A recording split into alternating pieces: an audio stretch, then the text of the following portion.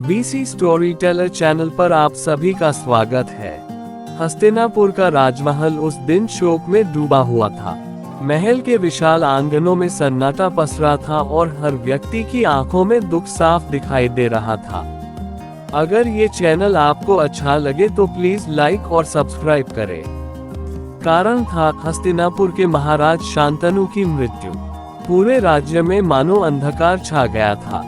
प्रजा रो रही थी, सैनिक मौन खड़े थे और राजमहल की दीवारें भी उस पीड़ा को महसूस कर रही थी। लेकिन उस भारी दुख के बीच एक व्यक्ति ऐसा था जिसने अपने आंसुओं को रोककर पूरे राज्य की जिम्मेदारी अपने कंधों पर उठा ली।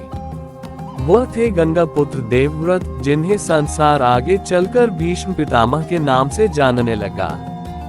राजा शांतनु की मृत्यु के बाद हस्तिनापुर अचानक कमजोर पड़ गया था। राज्य के सामने सबसे बड़ी समस्या थी सिंहासन और शासन की व्यवस्था, क्योंकि महाराज शांतनु के पुत्र चित्रांगद और विचित्रवीर्य अभी पूरी तरह अनुभवी नहीं थे।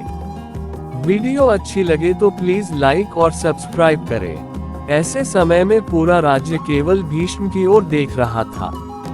सभी जानते थे कि यदि कोई हस्तिनापुर को संभाल सकता है तो वह केवल भीष्म ही है। भीष्म ने अपने पिता को दिया हुआ वचन कभी नहीं भूला था। उन्होंने प्रतिज्ञा ली थी कि वे जीवन भर विवाह नहीं करेंगे और हस्तिनापुर के सिंहासन पर कभी अधिकार नहीं जताएंगे। यही कारण था कि राजा बनने का पूरा अधिकार होने के बावजूद उन्होंने स्वयं सिंहासन स्वीकार नहीं किया। उन्होंने अपने छोटे भाइयों को राजा बनाने का निर्णय लिया और स्वयं राज्य के रक्षक बनकर खड़े हो गए। राजा शांतनु की चिता की अग्नि शांत होते ही भीष्म ने अपने दुख को त्याग कर राज्य की जिम्मेदारियां संभालनी शुरू कर दी। उन्होंने सबसे पहले प्रजा को आश्वासन दिया कि हस्तिनापुर सुरक्षित है।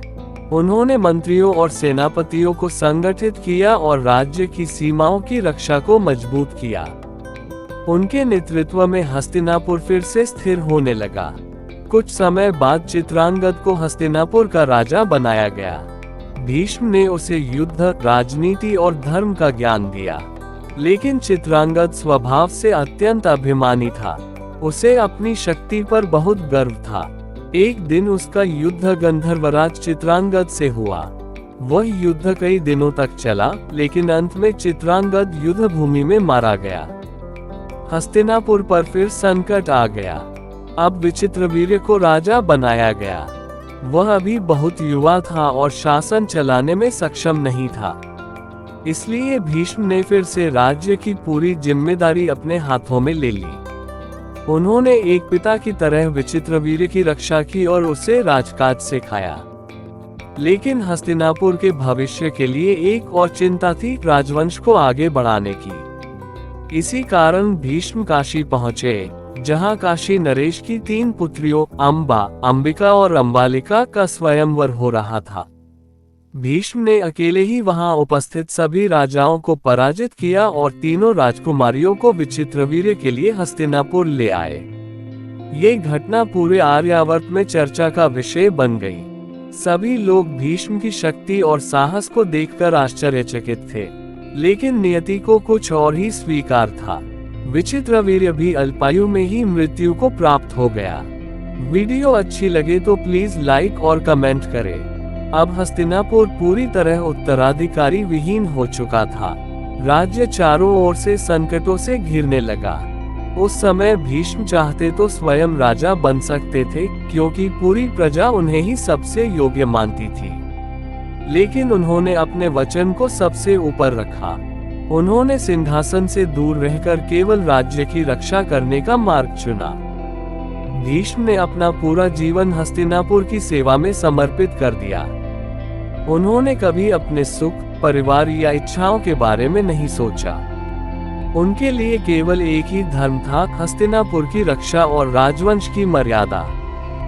दोस्तों, राजा शांतनु की मृत्यु के बाद भीष्म ने जिस प्रकार पूरे राज्य की जिम्मेदारी संभाली, वह त्याग, कर्तव्य और निष्ठा का सबसे महान उदाहरण माना जाता है। उन्होंने ये सिद्ध कर दिया कि सच्चा योद्धा वही होता है जो अपने स्वार्थ से ऊपर उठकर अपने परिवार, राज्य और धर्म की रक्षा करे। और यही कारण है कि आज भी भीष्म पितामह को महाभारत का सबसे महान त्यागी और धर्मनिष्ठ पुरुष माना जाता है। Thanks for watching.